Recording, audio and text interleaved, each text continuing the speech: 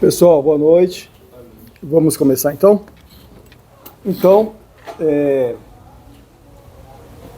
Nós vamos começar o nosso último tópico, o tópico 5, né?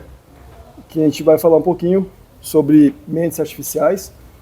Na verdade, a gente não consegue aprofundar o tema, mas a ideia aqui é minimamente construir com vocês um vocabulário mínimo de alguns conceitos que são importantes para que vocês possam depois aprofundar a pesquisa sobre essa temática, esse tópico, e se é adequado ou possível a gente conversar sobre isso. Quer dizer, a pergunta é, pode algoritmos sofisticados que trabalham com modelos de Deep Learning ou outros modelos ter pensamento próprio? E a gente vai tentar responder isso, né? A princípio, quando a gente conversa isso e fala isso com diversos públicos, a primeira resposta é não. Não é possível. Porque a resposta ela passa por uma linha de que pensamento próprio exige algo que é única e exclusivamente humano. E sendo assim, você não teria a possibilidade de ter esse tipo de construção dentro de algoritmos, né? Eu, particularmente, não sou dessa linha, acho que sim, a gente está... hoje já tem algoritmos que têm consciência, a gente vai avançar para poder entender um pouquinho o que significa consciência, e penso que a gente está avançando cada vez mais, em termos de sofisticação, para alcançar isso. Mas é um caminho, né? Então é isso, tá? Então eu vou primeiro fazer assim uma introdução, mas antes disso, só para a gente poder então recordar, esse é o nosso último pilar. A princípio, nós vamos desenvolver esse conceito no que é possível ser desenvolvido em 4 encontros. Então, esse da quinta-feira, semana que vem, terça, e na quinta-feira da próxima semana a gente faz aquele fechamento. Isso dá para desenvolver em mais encontros? Dá. Isso aqui é tema para mais de um semestre. Tanto é que isso aqui é meu tema de doutorado. Então, é um tema para 4 anos no mínimo e continuo estudando isso. Mas a ideia não é isso. E também a ideia não é falar, então vai ser reduzido por falta de capacidade nossa. Não. É porque a ideia aqui é só provocá-los, para que no percurso dos estudos de vocês tenham isso também em mente como uma possibilidade, tá? Então, feito essas considerações iniciais, então é isso, né? Eu sempre brinco com isso aqui, que são a ideia de mentes artificiais, né, construtoras de mundos e devoradoras de homens, porque é um pouco isso. A gente, agora mesmo, né, teve esse negócio do DeepSeek, da China, né? E quando eu falo devoradoras de homens, é o desespero que isso gerou, né? A bolsa caiu, gente já saiu correndo pela rua descabelada, meu Deus, né? Uma reação... Hã? Oi? Bilhões, né? Então, isso era um devorador de homens. Tem gente que já ficou desesperado com tudo isso, mas a gente sabia que isso ia acontecer. Por quê? Porque, eu estou fazendo um parênteses antes de entrar nesse tema, mas fazendo um parênteses em relação a essa notícia, né? A China... ela já tinha, ou ela tem como meta de Estado, meta de governo, ser líder mundial em inteligência artificial. Isso não é de hoje, né? A China, quando ela define os planos dela em termos do que ela quer alcançar em 50 anos, e a cada 10 anos ela faz a revisão desse tema, desses grandes temas enquanto Estado, né? E ela já tinha colocado que até 2025 ela queria ser líder mundial em inteligência artificial. O que ela fez há 10 anos atrás? Ela pegou um monte de gente e espalhou pelo mundo. Deu bolsa de pesquisa, espalhou pessoas pelo mundo inteiro fazendo mestrado, doutorado. E essas pessoas depois começaram a voltar para dentro da China, né? E a partir desse momento que voltaram, começaram a construir.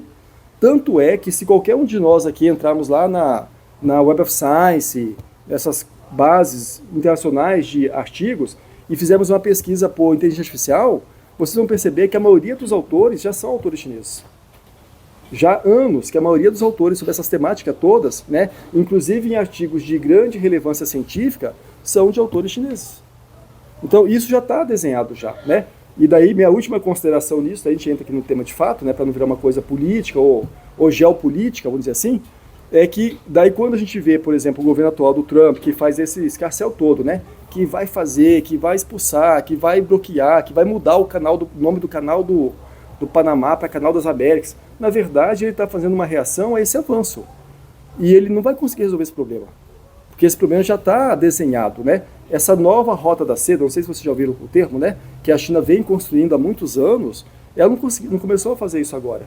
E veja que daí a gente está falando de uma geopolítica que se reconstrói, que se reconfigura, que passa profundamente pelas tecnologias. Quer dizer, quem domina a tecnologia, assim como no passado, quem dominava os mares, com as navegações, conseguiam conquistar riqueza e dominar povos, agora quem domina a tecnologia é que faz esse papel. E aí, aqui está um grande problema, né, para o país, que vocês são resolvedores desse problema, nós temos a capacidade de desenvolver tecnologia e competir nesse mercado. Eu tenho dúvidas sobre isso, né? Porque você vê, só no anúncio dele que ele fez, que pode, eu não sei como que ele vai viabilizar isso, mas enfim, ele falou que ia colocar 500 bilhões de dólares em IA. Cara, isso é dinheiro, é muito dinheiro, né? Por outro lado, quando ele começa a expulsar as pessoas, lógico que daí é uma retórica tudo isso, ele expulsa talvez pessoas de menos qualificação, mas ele também afasta pesquisadores, porque tudo bem, você pode dar uma montanha de dinheiro. Se você não tiver cérebro pensante, é uma montanha de dinheiro. Você precisa ter uma montanha de dinheiro conjugado com cérebros pensantes para poder usar isso para construir algo. E daí, de repente, vem, pelo menos eu não aprofundei ainda as leituras, mas essa questão do algoritmo da China, aparentemente ele conseguiu fazer mais com menos dinheiro. Né? Quer dizer, veja que então só montanha de dinheiro não resolve, você tem que ter uma coisa mente, né? E a gente vai falar sobre mente aqui então, é sobre isso, né? Então eu fiz esse parênteses.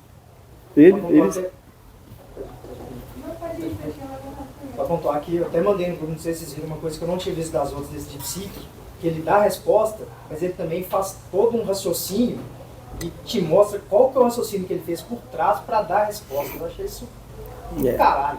Isso dialoga um pouco com essa lógica das regulações, da transparência, de tentar dar uma transparência, né?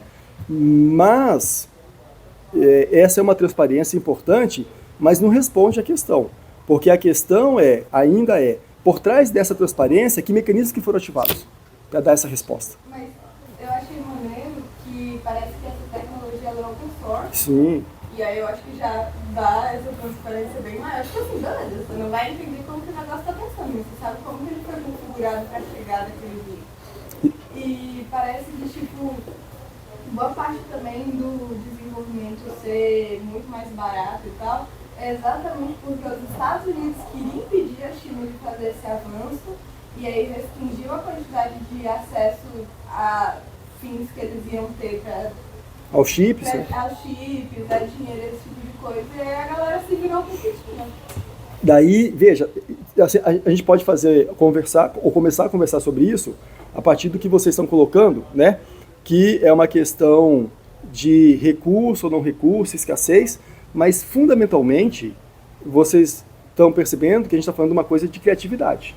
Quer dizer, você me restringe o recurso, mas essa coisa chamada criatividade humana, ela é para além disso. E em alguma medida, então, a nossa pergunta é, será que esse tipo de coisa, essa criatividade humana, um dia a gente vai ter isso dentro dos algoritmos, nesse nível, né, de conseguir contornar certas coisas e se reinventar? Porque isso agora está impactando no mundo, né, assim, no geral. Porque antes o cara de TI era o cara de TI ali, né, mas hoje está realmente impactando a economia, guerra, domínio, né, global, então a gente está vendo que...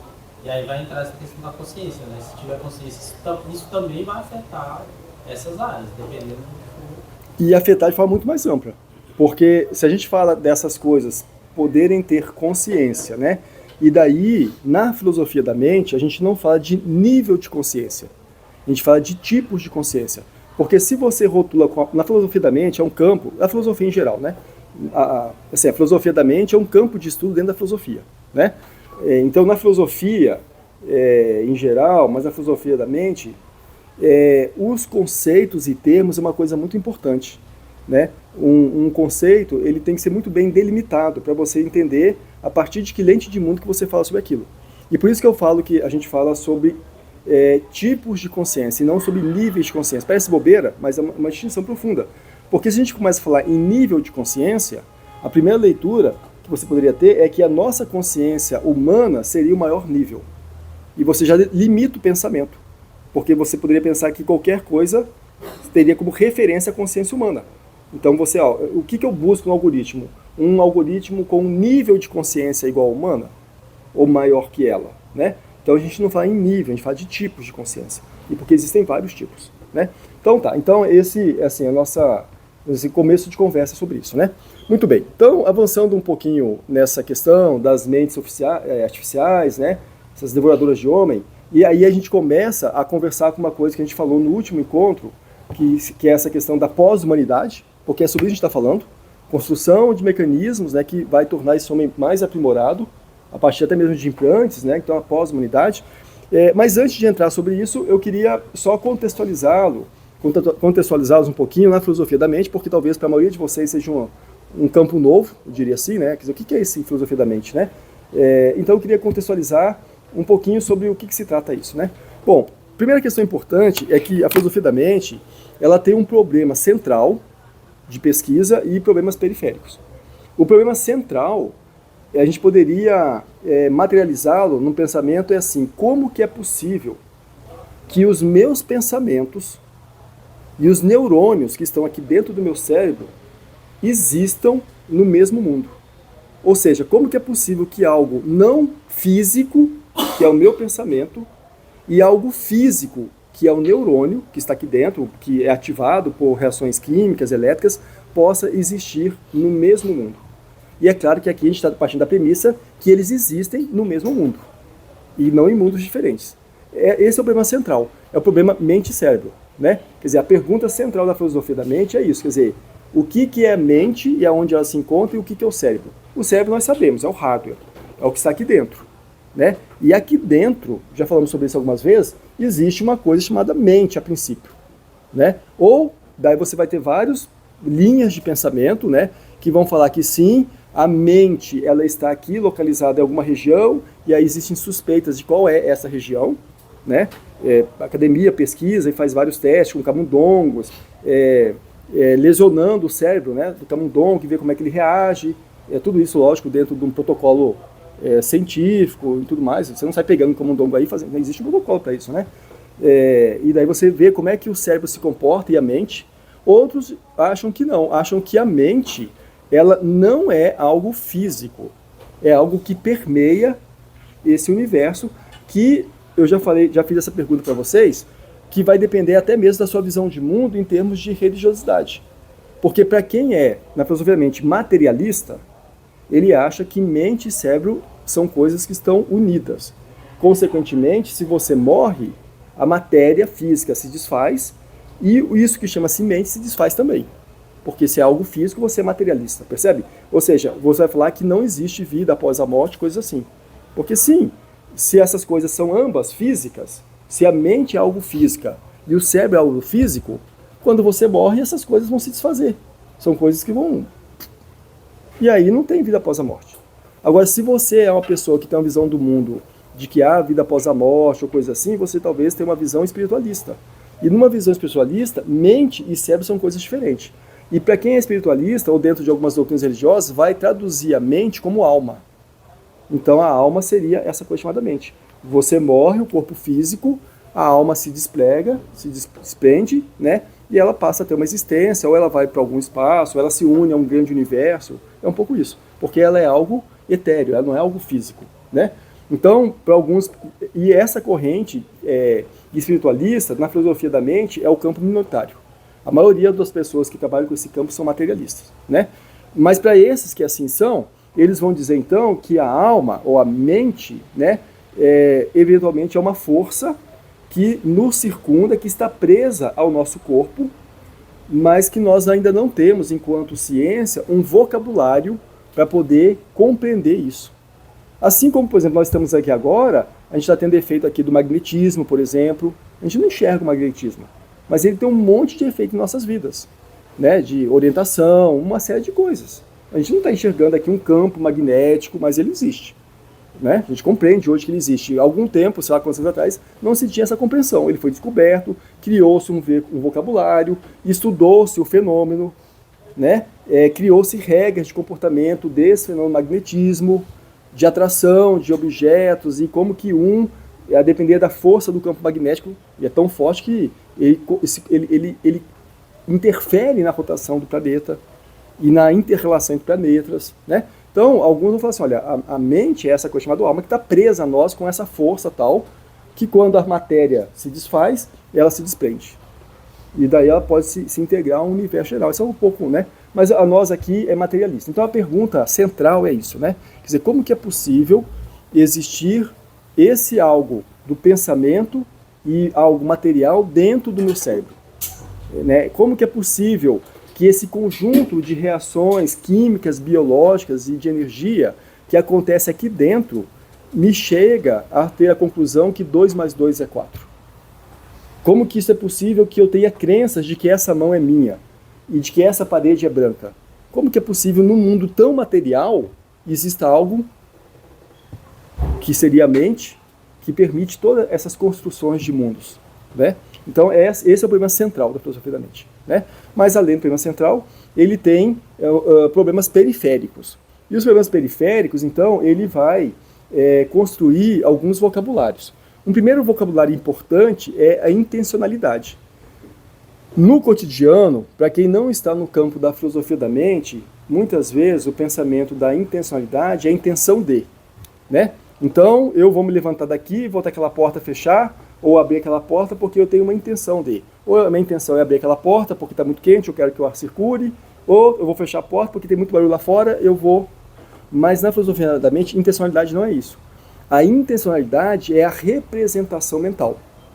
Então, por exemplo, se eu falo, esse quadro é branco, mentalmente eu represento esse quadro como branco. Eu crio uma representação mental. Essa mão é minha, mentalmente eu crio essa representação mental de que essa mão é minha. Tudo bem daqui? Tanto é que lá no nosso grupo, da turma, né, que nós criamos, eu coloquei lá uma figura vermelha, né? Porque existe uma pergunta que é, qual que é a primeira cor que o cérebro humano consegue diferenciar? E existem alguns estudos que dizem que a primeira cor que a gente consegue diferenciar é o vermelho, a vermelhidão. Por que isso? Por uma questão de sobrevivência. Porque quando ainda nós éramos coletores, por exemplo, né, e você andava na savana, os brotos vermelhinhos, eles eram nutrientes. Então a nossa visão logo conseguia enxergar os brotos vermelhos como fonte de alimento. Então a vermelhidão foi uma das primeiras cores que a gente conseguiu mentalmente construir uma questão de sobrevivência. Então a nossa visão como instrumento identificava o vermelho naquele universo de coisas verdes, cinzas e amarelas, e era o broto das folhas que a gente comia aquilo. Como uma girafa come broto de flor, coisa assim, né? Então a vermelhidão. Agora que interessante, quer dizer, eu acho interessante, né? Aonde que está a vermelhidão no seu cérebro, no nosso cérebro? Se a gente pegar aqui e abrir o cérebro de alguém aqui agora, né? A gente não vai encontrar ali uma região que está marcada de vermelho, não seu sangue, já falamos sobre isso, né? Por quê? Porque isso é um conceito abstrato. Assim como a matemática é um conceito abstrato. O conceito de conjunto, de números, tudo isso é uma construção abstrata. Você não existe no mundo, no universo alcançável, físico, não existe números. Não existe conjuntos numéricos. Essa é uma construção, né? Então a gente está falando sobre esse espaço, né? Quer dizer, onde é que está esse espaço de construção? Está na mente. Mas onde está a mente? Então, para eu não derivar muito para isso ainda, então o primeiro conceito é intencionalidade. Então a intencionalidade na filosofia da mente é a construção mental das coisas que eu estou representando no mundo. Então isso aqui é uma coisa azul, é um apagador, eu consigo mentalmente construir a representação desse apagador. Isso é intencionalidade. Tudo bem? Um segundo conceito importante é o conceito de ação. O conceito de ação é aquele movimento, aquela união de recursos com algum propósito, né? Então, por exemplo, de novo, se eu volto, agora sim, se eu levanto daqui, me desloco até a porta e fecho ela, porque o barulho lá fora está muito grande, eu tive um propósito nesse movimento. Se eu resolvo pegar e escrever uma carta, né, eu tenho um propósito. O propósito, então, é esse algo dentro de nós que movimenta alguma coisa, que nos faz nos movimentar. E por que isso é importante quando a gente aproxima desse campo? Porque existe, na filosofia da mente, uma coisa chamada de zumbi filosófico. O zumbi filosófico é aquele algo que pode se comportar exatamente como um ser humano, mas que ele não tem ação, que ele não tem propósito. E que o movimento dele é nada mais do que um movimento programado. Ou seja, ele tem um vazio mental, né? Então, Então você pode pensar num robô, por exemplo, eu poderia levantar daqui, porque lá fora tem barulho, mas poderia de repente um robô aqui levantar e ir lá e fechar a porta também. Ele poderia fazer isso sob um comando meu, fecha a porta. Veja, ele levantou, ele teve uma ação, foi lá, fechou, voltou aqui, sentou e continuou gravando a aula, sei lá, fazendo o quê, mas ele talvez não tenha tido essa existência interior, essa existência mental. Ele agiu a partir de um comando, né? E daí a gente começa a se aproximar da dificuldade desse debate, porque aqueles que não acreditam que possa existir consciência, eles vão falar que tudo isso que esses algoritmos fazem nada mais é do que um zumbi filosófico, do que um zumbi. E enquanto zumbi, né, ele faz coisas sem ação. Tudo bem? Tranquilo daqui? Agora, uma pergunta que a gente colocaria para poder pensar sobre isso, e a pessoa sonâmbula?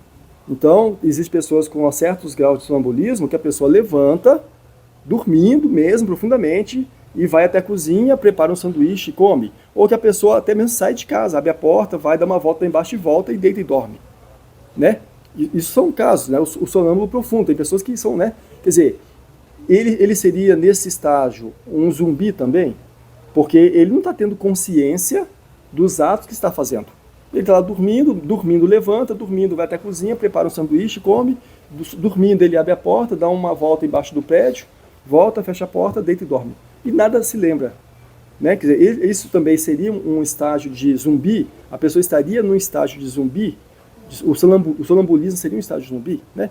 Então, uma outra questão importante é isso, a gente entender que na filosofia a ação é isso. Né? Ação é essa capacidade de algo dentro de você que te movimenta, que faz com que você haja para uma finalidade.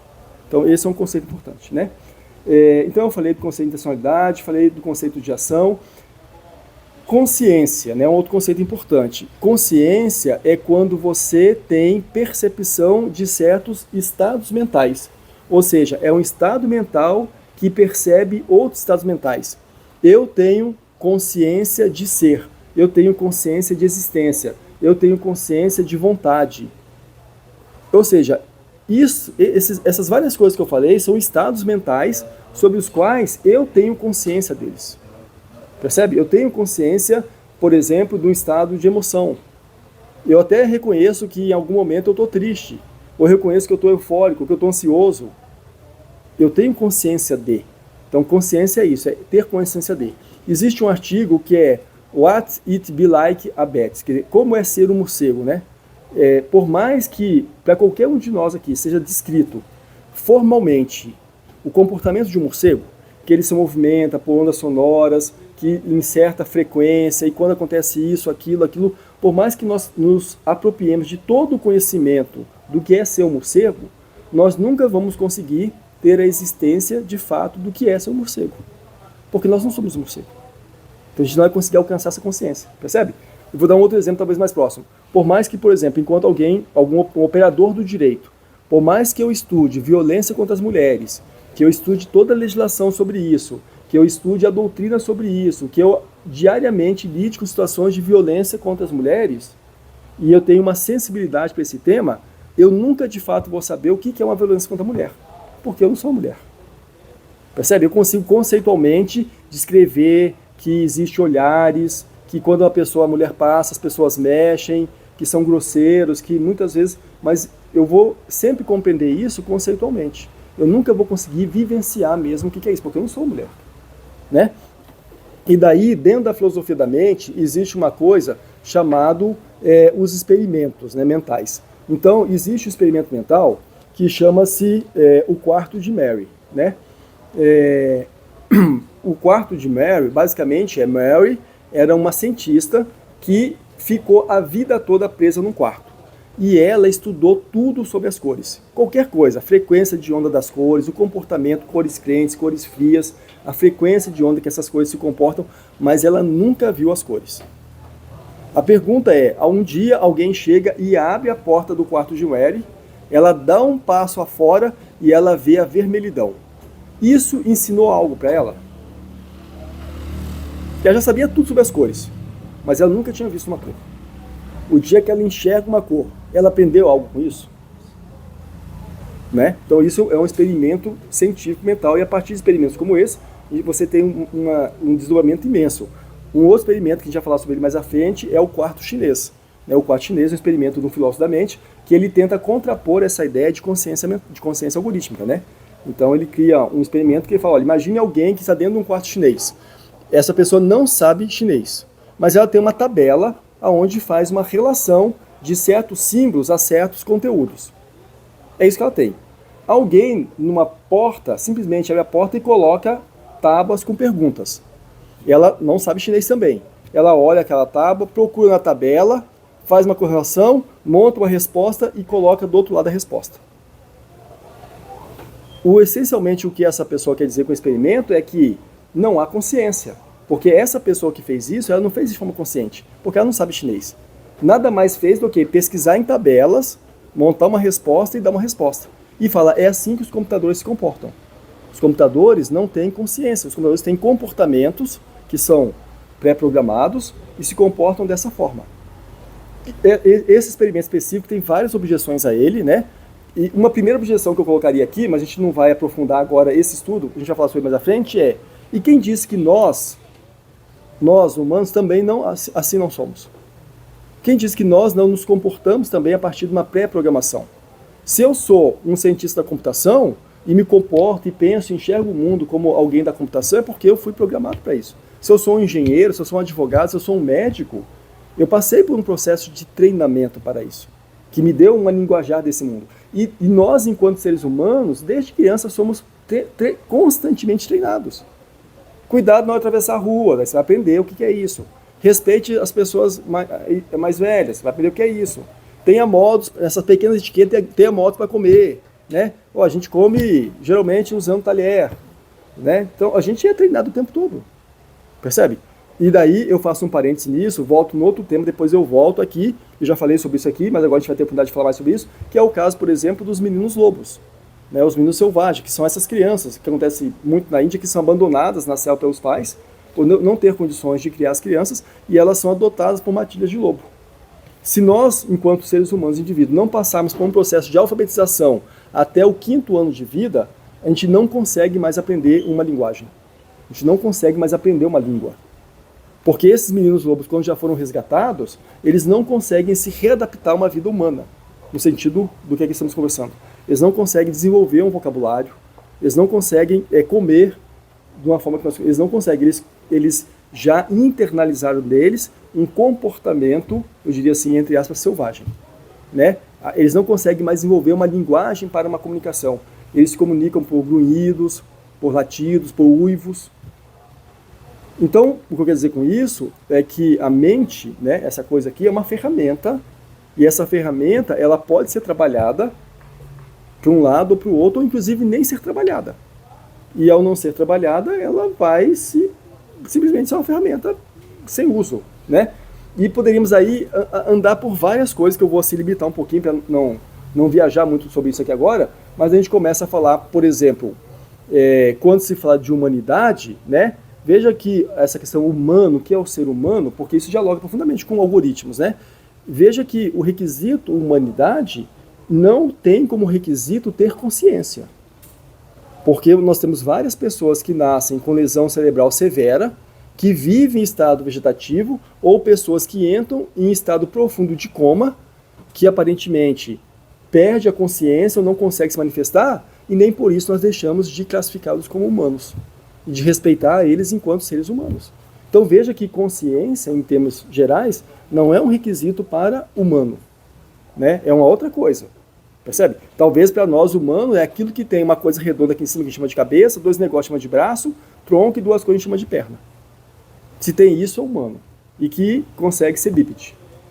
Independentemente se a pessoa consegue ter consciência, se ela consegue falar, se ela consegue se locomover ou não, isso é humano. Então, a filosofia da mente dialoga com essas coisas todas. Né? Muito bem.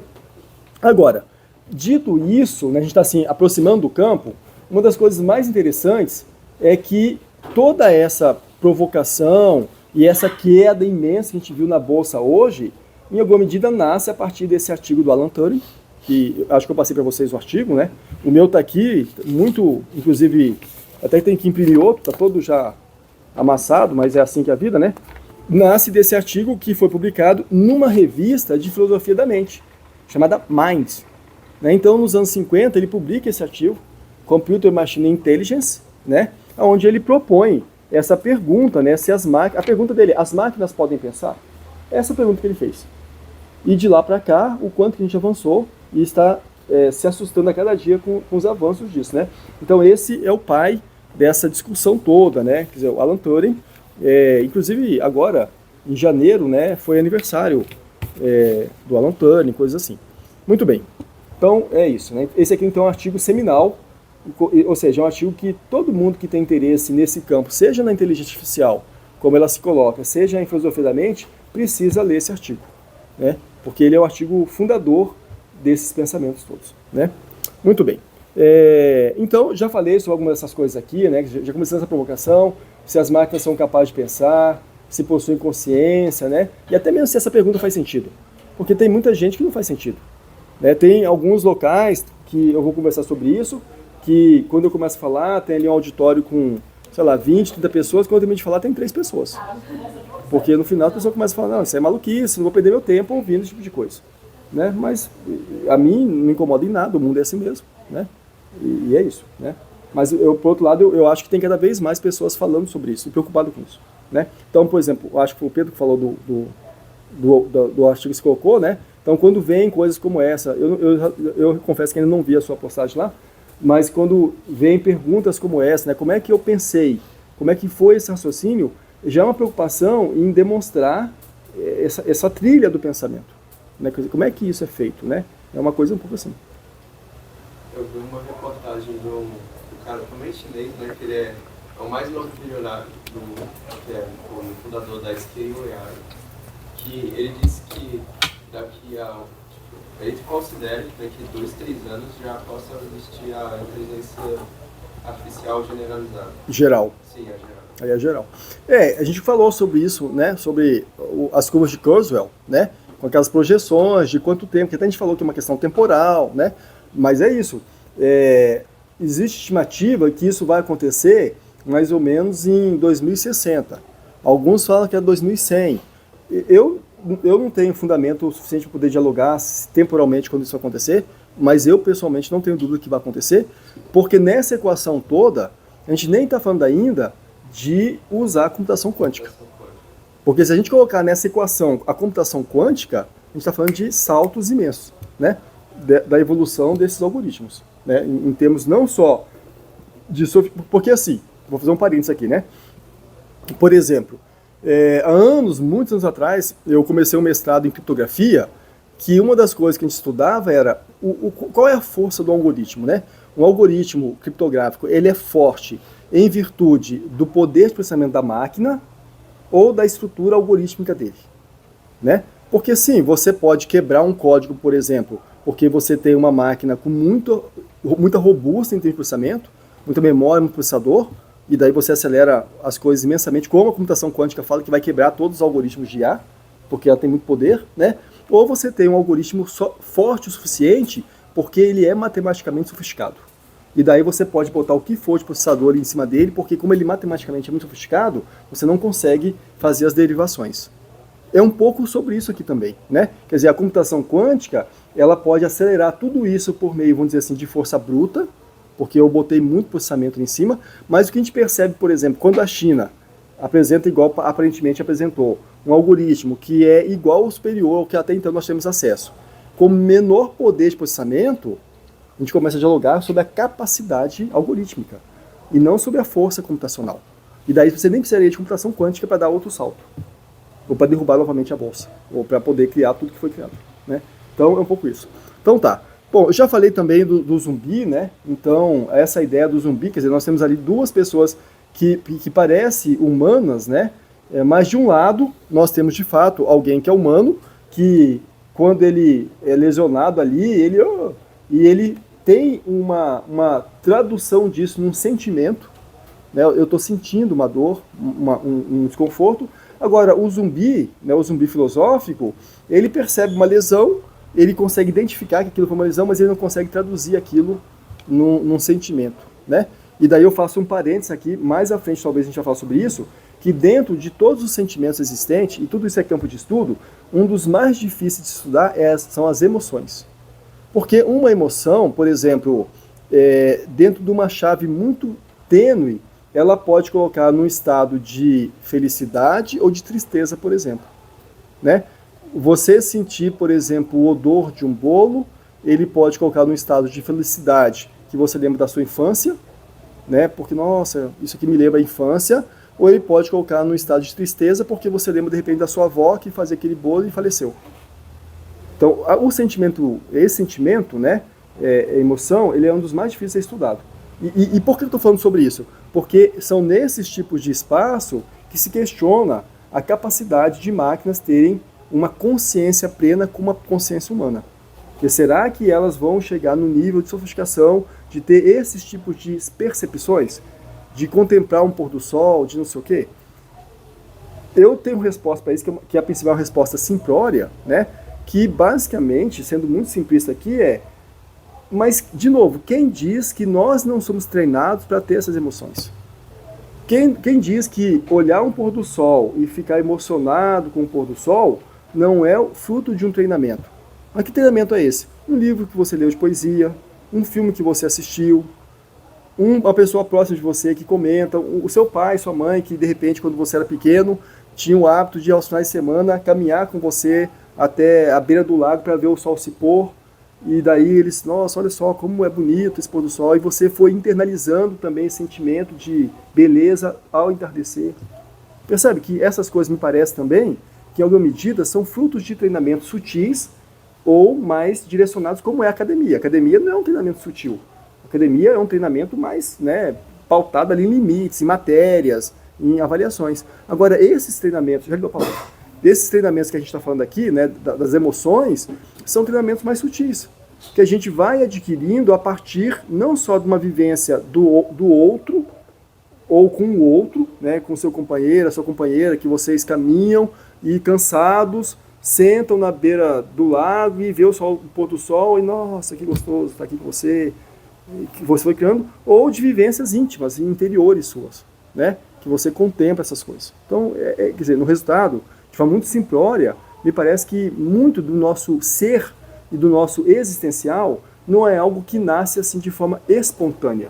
Como, sabe, assim, nasceu o sentimento, espontaneamente.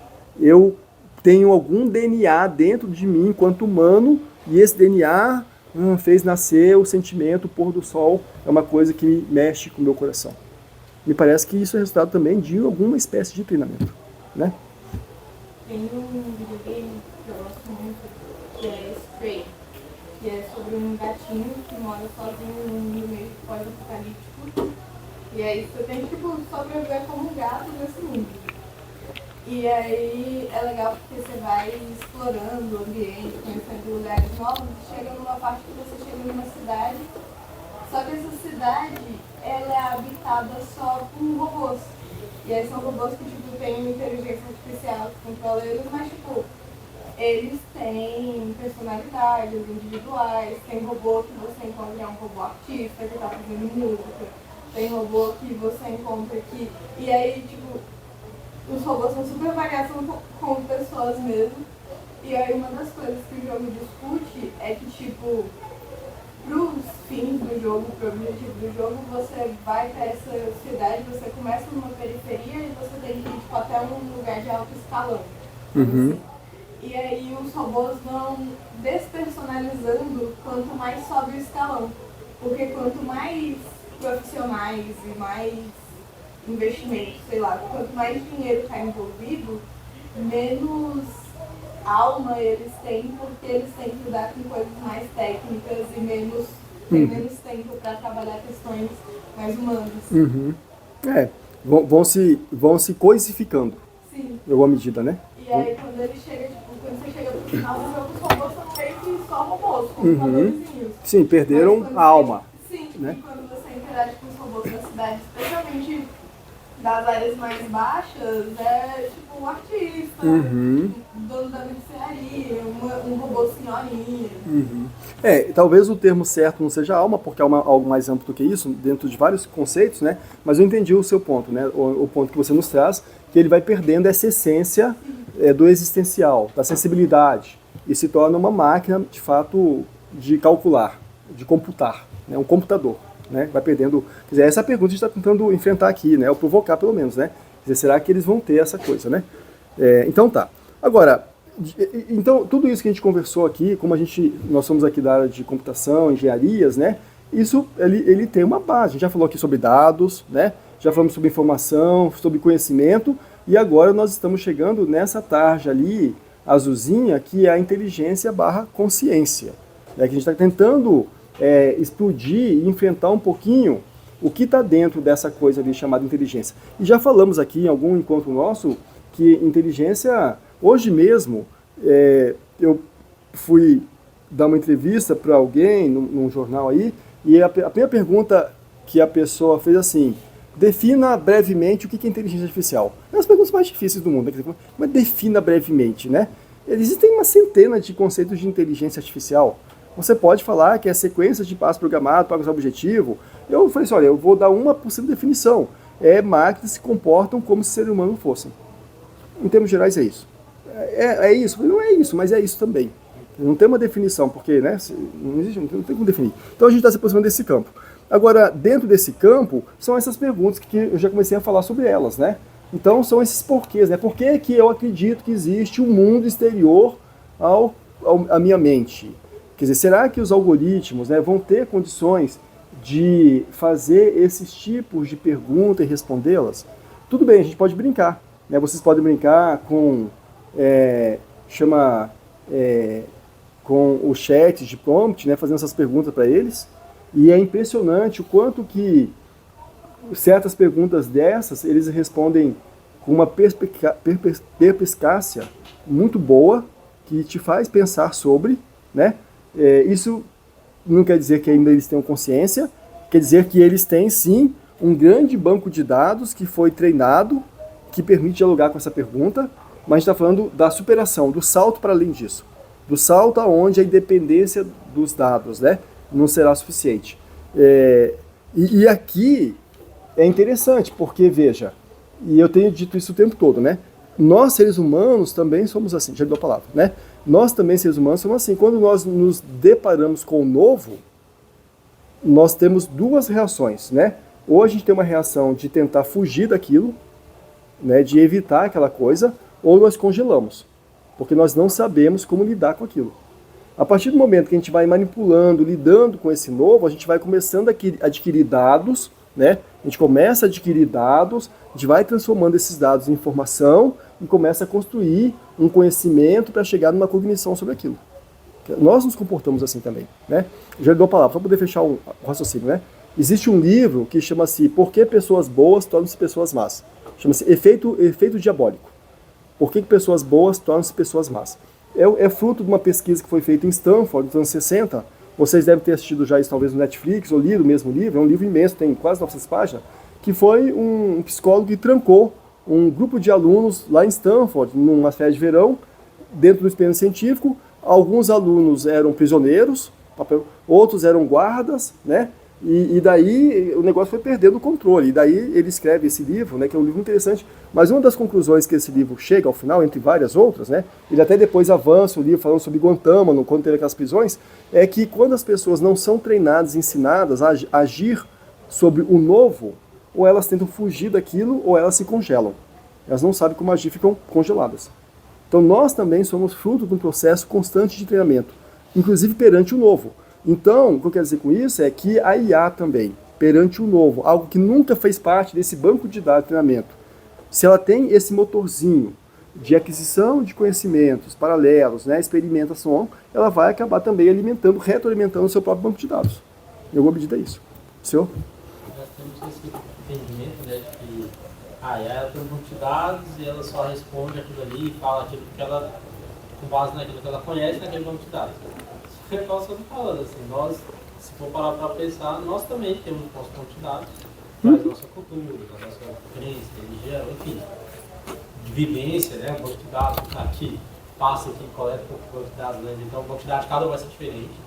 E nós também damos respostas, conversamos a partir do nosso banco de dados e criamos todo o sistema, toda a consciência, né? Do nosso banco de dados, do nosso vocabulário. Nós já falamos sobre isso aqui, né? Por exemplo, se você vai lá no Alto Xingu e pega um ídio lá, se a gente conseguisse conversar com ele dentro de uma linguagem, né? E falar sobre neve, por exemplo, ele não vai compreender o que é isso.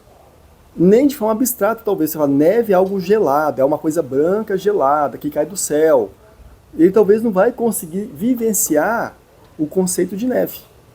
Até mesmo nós, né, que talvez nunca tenhamos visto a neve, mas a gente consegue de forma reflexa vivenciar isso, porque fala, é algo gelado, você pega o gelo da geladeira e fala, deve ser algo como isso aqui. Deve ser gelado assim. Daí o dia que você vai lá na neve, coloca a mão, neve fofa, daí isso começa a fazer parte do seu vocabulário, né? Que é essa construção do banco de dados. Né? Tudo bem até aqui? Então tá. Me avisem do horário, porque eu tô sem, né? Se eu estiver muito próximo, né? Então tá.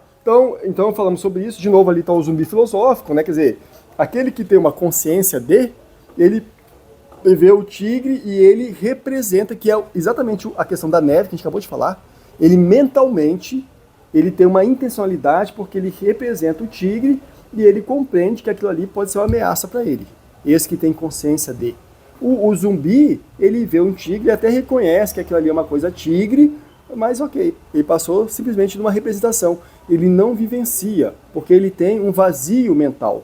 Né? Ele tem um interior mental vazio. Quer dizer, esse é o argumento, né, que alguns falam que, então, todos esses algoritmos, essas coisas todas, ele tem um vazio mental. Né? Ele não tem a capacidade de traduzir aquilo para outros elementos. Né? Eu tenho discordância sobre isso. Né? Então nós temos uma crença, né? E a crença aqui não é no sentido religioso, de crença religiosa, mas é de crença sobre verdades do mundo. Né? Então nós todos aqui, para nós lidarmos com o mundo, essencialmente, isso é uma coisa que eu acho que é importante, nós lidamos com o mundo a partir de regras lógicas. E eu vou falar mais à frente sobre alguns tipos de lógica, né? Lógica de primeira ordem, segunda ordem, as lógicas bayesianas, lógicas paraconsistentes. Mas por que isso é importante? Porque, veja, nós seres humanos todos, conscientes, né, nós só conseguimos lidar com o mundo porque nós temos um conjunto de crenças em relação ao mundo. Por exemplo, se vocês estão fazendo o esforço de durante o curso de computação 5 anos, né, 5 anos de computação, as engenharias, a engenharia são 4, 5 anos, né? Se você se propõe durante 5 anos sair da sua casa, vir para cá, sentar, ouvir o professor falar, é porque talvez você tenha uma crença de que esse é um caminho ou para você melhorar de vida, ou porque você acredita que está aprendendo alguma coisa, percebe? Se você sair daqui e vai pegar um ônibus, se for o seu caso, né?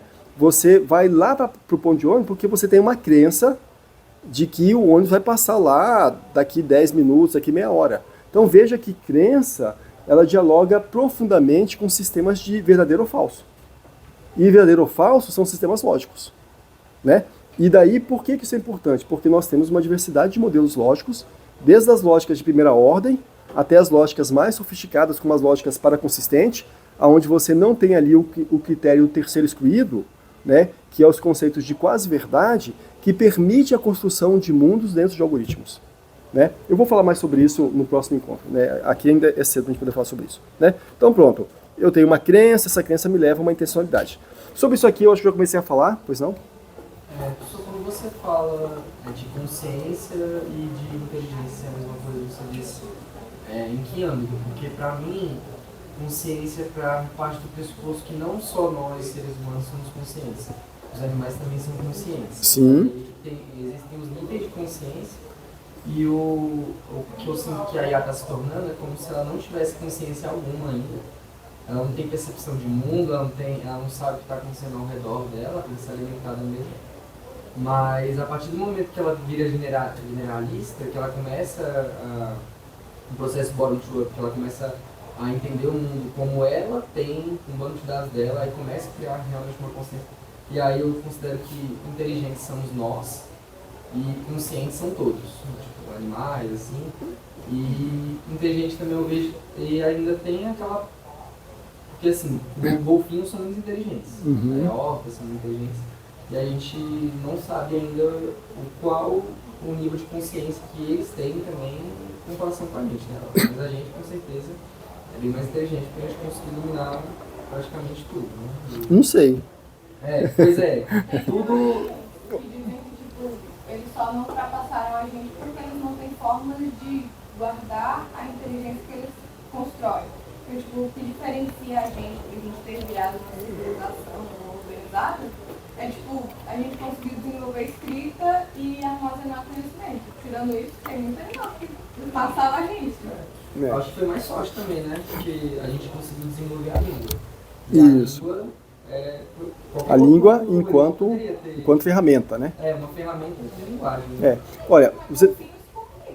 Eles fazem os barulhos deles que é golfinhos, abelhas, né? Você tem várias questões. Olha, você trouxe várias questões, eu vou dialogar com alguma. A primeira, eu acho que a gente começou a falar sobre isso no comecinho da aula, é que não é muito adequado nesse campo que nós estamos aqui, da filosofia, falar em nível de consciência, nível de inteligência, porque aí acaba acontecendo um pouco o que você colocou, é que a nossa inteligência é a maior.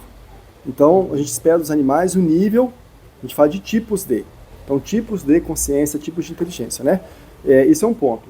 Agora, inteligência, a depender do campo que você está, você vai ter definições diferentes. Se você está, por exemplo, no campo da biologia, o que é inteligência? A capacidade de organizar recursos e sobreviver. É mais inteligente aquele que consegue sobreviver, que seria o objetivo último da vida, ou da existência humana. O objetivo único da existência humana não é você se tornar um cientista da computação, um engenheiro, é sobreviver. Daí você faz isso como meio para sobreviver, porque você acha que isso vai te dar uma profissão que vai te dar, no mundo de capital, dinheiro para sobreviver. Você vira médico mas em essência, o objetivo único da vida é sobreviver, organizando meios. Então, se você está olhando isso pela biologia, uma definição seria essa, né? Formas de organizar recursos, usar recursos para a sobrevivência, né? Então, a inteligência é uma palavra que, a depender do campo que você está, a gente vai permear por definições diferentes. Então, essa é uma questão, né? Outra questão é essa, que a gente não fala em níveis, fala em tipo, né? Uma outra questão, ainda dialogando com essa que você colocou, se a gente está falando de tipos de inteligência, a gente até falou sobre isso aqui em algum momento, não hoje, mas em outros encontros, que a gente poderia pensar, então, que os demais seres, né, eles, em alguma medida, são mais inteligentes do que nós. Porque se nós olharmos friamente, nós, humanos, estamos destruindo o nosso habitat, destruindo o próprio mundo que nos abriga. E se continuar, né, olhando isso pelos dados aí, né, a gente vai destruir o mundo. Quer dizer, isso é inteligente? Quer dizer, nós destruímos o próprio habitat, nossa própria casa. Então, outros seres seriam mais nesse aspecto, né? Agora, vocês falaram de... Já lhe dou a palavra, né? Vocês falaram de coisa importante, essa grande diferença é que nós, Homo sapiens, né, conseguimos desenvolver a linguagem, né, que permite fazer, primeiro, a tradição dos saberes acumulados. Então, saberes que nós fomos no processo evolutivo desenvolvendo e aprendendo, né? Por exemplo, hoje, para a gente poder fazer fogo, a gente não precisa mais sair. Hoje, por exemplo, talvez alguém aqui nessa sala de aula até possa saber como fazer, mas talvez a gente não saiba reconhecer as melhores pedras para poder fazer faísca. Mas esse foi um conhecimento que em algum momento foi passado de um para outro quando o homem começou a dominar o fogo. Olha, esse tipo de pedra é bom para fazer faísca, esse outro tipo de pedra é bom para fazer lança, esse outro tipo de pedra é bom para fazer tal coisa. Só que esse conhecimento ele começou a ser registrado, a gente começa a falar aí das pinturas rupestres, coisas assim, né? E foi feita uma tradição, de forma que hoje a gente não precisa mais saber qual é a melhor pedra. A gente simplesmente pega um isqueiro, aperta e ele acende o fogo, né? E talvez os demais seres, pelo menos aparentemente, não conseguiram desenvolver essa linguagem, de fazer essa tradição. Ou seja, todo castor que constrói represa, apesar de ele ser um engenheiro da natureza e construir uma represa com muita perfeição, parando ou mudando o curso de água, historicamente todos os castores constroem represa da mesma forma, porque isso é nato deles construir represa. Não há uma evolução dos castores que constroem represa de um jeito, usando material diferente de madeira. Não, a gente vai usar agora cimento armado, né, porque nós achamos que assim é mais eficiente, né? Mas já os outros castores, engenheiros, constroem... Não, eles sempre constroem represas com excelência, mas do mesmo jeito. Porque não há essa tradição de como que eu posso aprimorar a minha técnica e, consequentemente, a minha tecnologia. Eu acho que é um pouco essa discussão, né? Senhor? comentar só a parte dos animais, né, que serem mais inteligentes. Que são um salto aí. Tipo, eles só não tinham a língua, eles só não tinham alguma coisa. Eu acho que não. Nosso cérebro é mais desenvolvido mesmo, objetivamente, mais inteligente. Tem animais, por exemplo, papagaios, que conseguem falar e que conseguem se comunicar, mas a linguagem deles é bem mais simples. Então a gente tem sim, fisicamente, um cérebro mais capaz. A parte de inteligência ser o que te faz sobreviver, também não acho, porque tipo assim, tem outras características, por exemplo, força física que te faz sobreviver, e tipo, a gente não fala que o mais forte é quem sobrevive, entendeu? Tá. Sim. Mas mais forte fisicamente, não necessariamente quem sobrevive, assim como o mais inteligente, não necessariamente quem sobrevive. Eu acho que é um conceito que a gente inventou de inteligência, né? Apesar de que você fala tem vários tipos, eu acho que pode ser assim, que algo, ou uma criatura é mais inteligente de acordo com esse conceito que a gente deu. Entendi. Eu vou fazer dois comentários com as suas questões, né? A primeira é sobre a força, né? Hoje, os estudos de paleontologia demonstram que o homem de Neandertal ele era mais forte que o Homo sapiens. Mas veja que força não é um critério para a sobrevivência. Tanto é que ele foi extinto e o Homo sapiens prevaleceu, sendo mais fraco que ele fisicamente, né? Porque tem alguma questão, né, já deu a palavra, né, que opera ali que força não é o elemento principal. Talvez o elemento principal é a adaptabilidade, aquele que melhor se adapta ao meio, né? E isso necessariamente não tem relação com força, é aquele que consegue melhor usar os recursos do meio para manter a sobrevivência, né? Então esse é um ponto, né? O outro ponto que daí eu acho que joga um pouquinho com esse conceito de inteligência, que é um conceito polifórmico. São vários conceitos diferentes e depende de onde você olha ele, né? Mas a objeção é bem-vinda. Ele falou de ser mais inteligente. Acho que exatamente. Acho que eu concordo com ele. Por exemplo, acho que o nosso cérebro é objetivamente mais adaptado para a gente ter desenvolvido linguagem e etc. Mas eu queria tocar nesse ponto que a gente mencionou que quando você para prestar atenção, parece que foi um pouco de sorte também. Porque há um tempo atrás eu vi uma pesquisa com pombos, em que você mostra palavras para eles e eles aprendem a estrutura das palavras. Depois você mostra várias letras que não são palavras e eles sabem que aquilo não é uma palavra, são só letras juntas, não uma palavra que existe no idioma. Uhum. Então, os outros animais, eles têm, parece que eles têm muito as ferramentas soltas ali para chegar onde a gente chegou, mas por algum motivo eles estão lá e a gente está aqui. Excelente. E, de fato, talvez tenha sorte, talvez a palavra seja essa sorte, né? Isso é uma coisa que os paleontólogos estão estudando para tentar achar esse elo, né? Mas uma coisa de tudo isso que vocês falaram que eu queria destacar aqui, a gente vai falar sobre isso mais à frente, é que assim, olha, a língua e a linguagem, né, é uma ferramenta importante, como ela registrou, para fazer a transmissão desses saberes, né?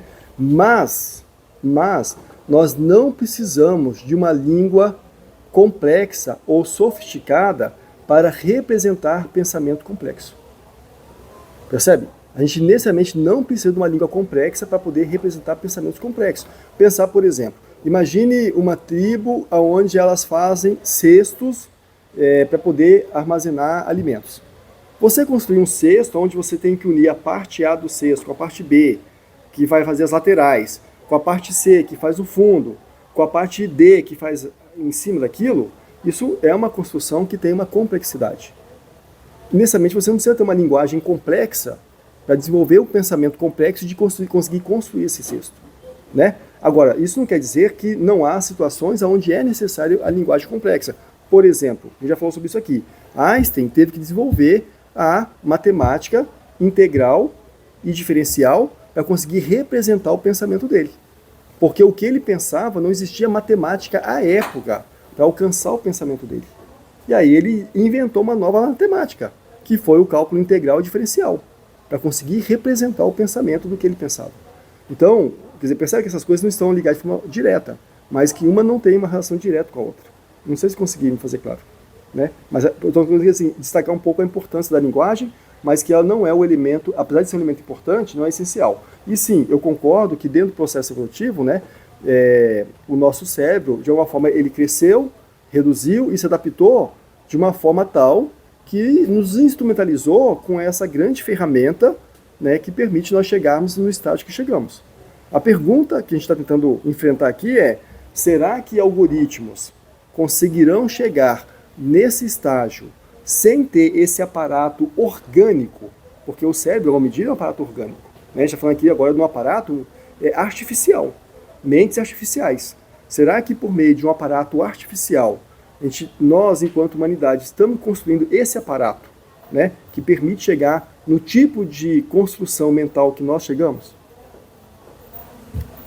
Um negócio, o cálculo diferencial integral foi o Newton, na verdade. Newton. E há controvérsias por ele. Não, sim, mas... Por exemplo, Perfeito, mas a ideia é essa, quer dizer, teve que se inventar uma nova matemática, né, para poder, foi Newton, teve que inventar uma nova matemática para poder representar um pensamento que não existia. E daí, isso, por que isso é importante? Porque, veja, nós estamos aqui nos aproximando de uma fronteira que talvez a necessidade que nós tenhamos é de desenvolver uma nova linguagem para essa conversa. Que talvez a linguagem que nós temos para poder conversar sobre isso não é suficiente para. Ela não consegue alcançar do que está sendo construído, né? Então, talvez é isso. Talvez vai surgir alguém que vai construir uma nova linguagem para conseguir conversar sobre isso, assim como Newton teve que construir uma nova arcabouço matemático para poder representar o pensamento dele, né? Pessoal, ora, só para poder ter uma noção. Então, temos 20 minutos, né? Então, eu vou avançar um pouquinho. Então, pronto. Então, isso aqui, eu estou nesse ponto aqui da filosofia da mente, né?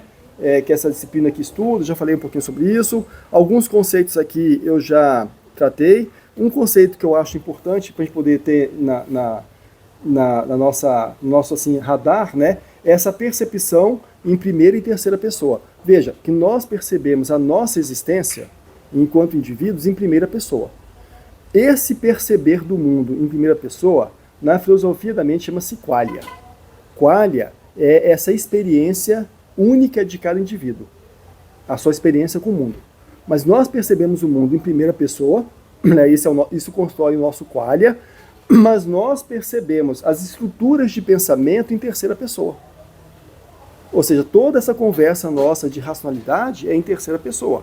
Então, por exemplo, quando ela fala do game, né, do gatinho que anda lá e enfrenta esse mundo de robôs, em alguma medida ela está se passando no gatinho como primeira pessoa. É como esses games que tem game em primeira e terceira pessoa, né? Então nós temos a existência, a percepção de mundo nossa em primeira pessoa.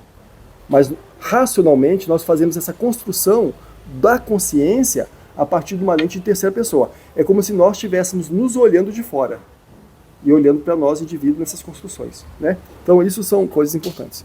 Bom, daí já falei sobre a intencionalidade, já falei sobre a consciência, estamos aqui conversando sobre isso, né? São conceitos importantes. Já falei sobre a ação, né? E da ação já falei do zumbi, né? O zumbi é essa coisa que não teria uma existência mental, chamada zumbis, né? Ele não teria uma existência mental, seria uma coisa, né, vazia, sem a existência mental.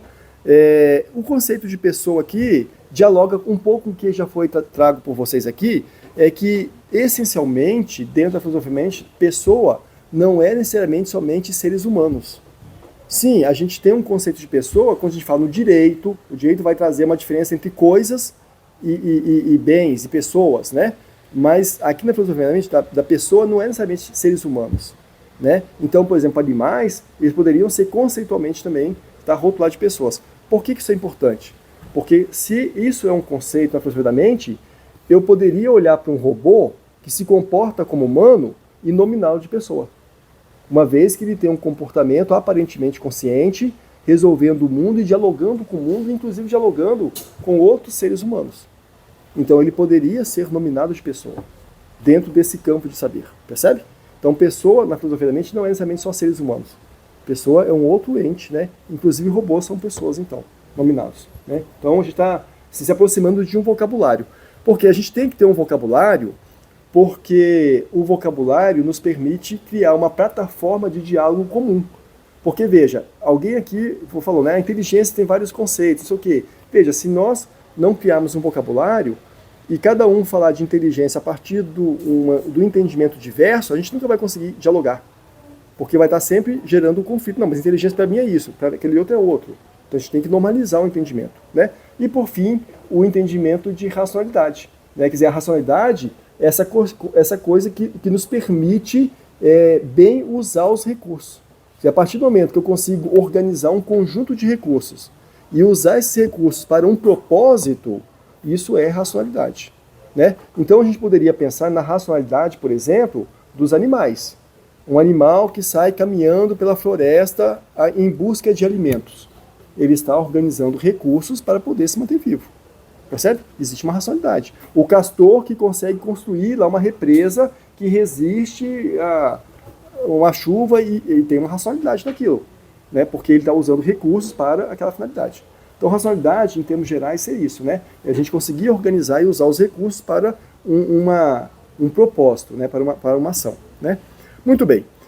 Então, dito isso, eu vou parar. Eu vou avançar mais 2 ou 5 minutinhos para poder só começar a introduzir a questão das lógicas, né?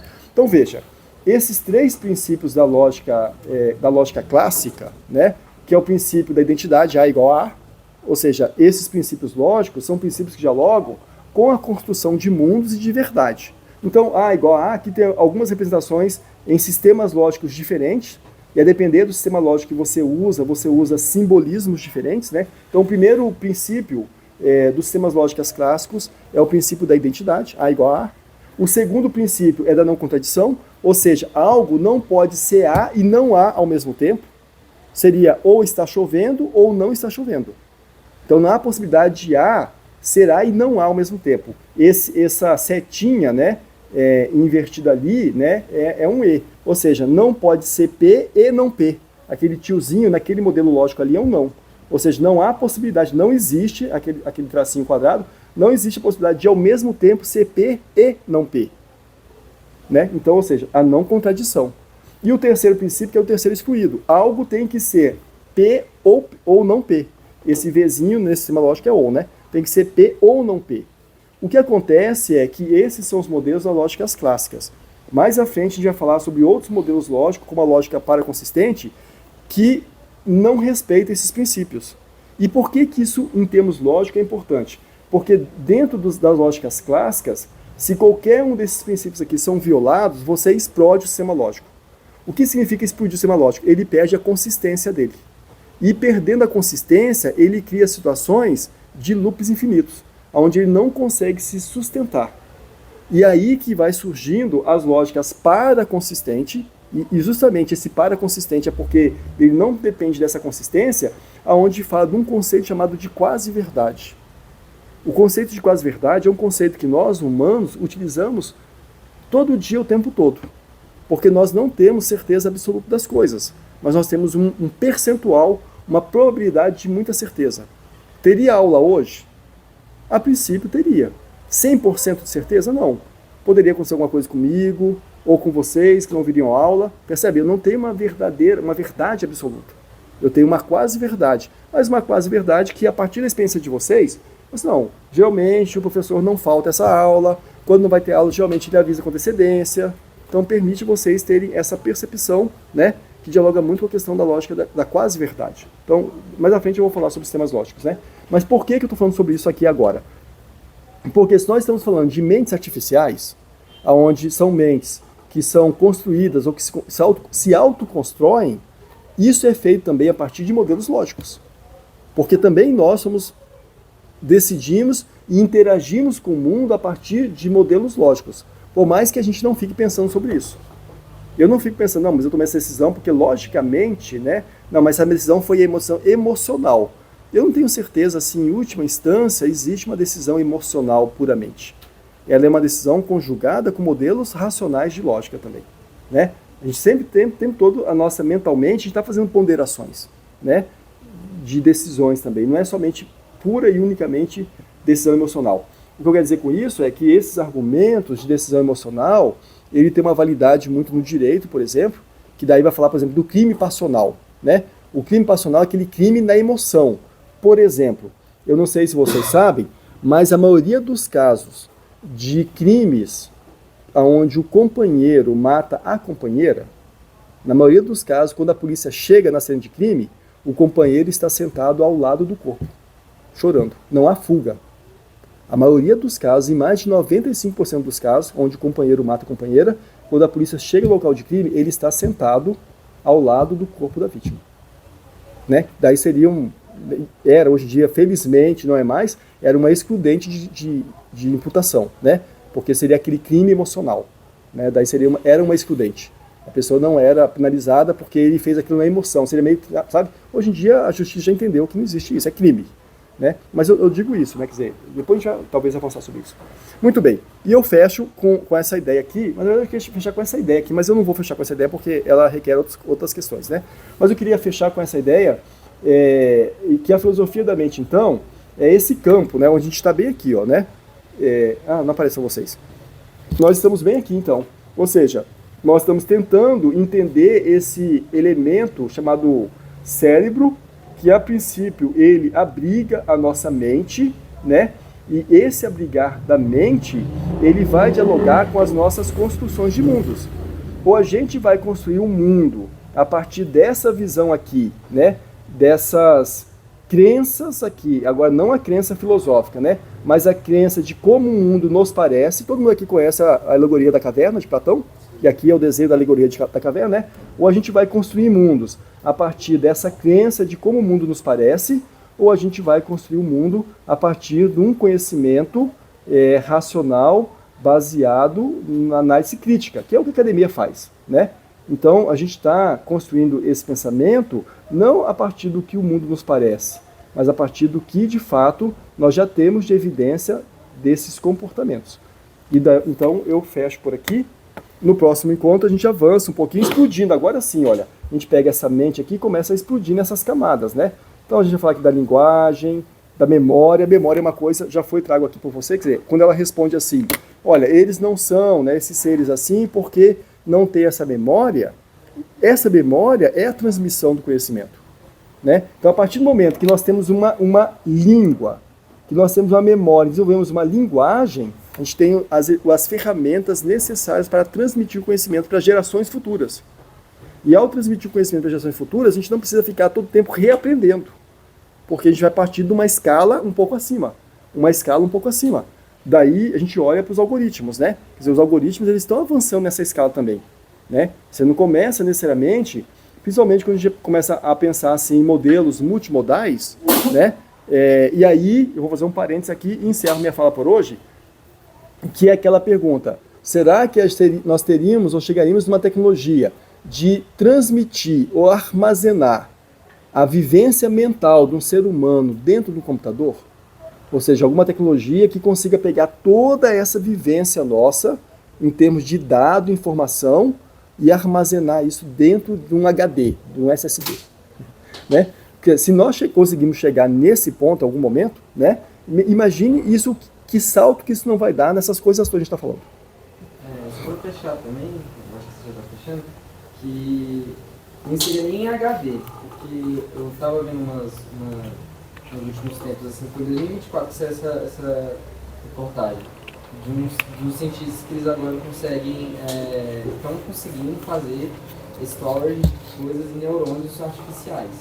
E aí o que é o benefício disso? É porque com um neurônio artificial você não precisa de salas enormes com HDs e data centers, coloca tudo, e à medida que a gente vai aprimorando o neurônio artificial, ele vai ficando menor, ficando como se fosse um cérebro mesmo. Uma sinapse. Uma sinapse e fica assim, a IA vai dar um pulo com isso, né?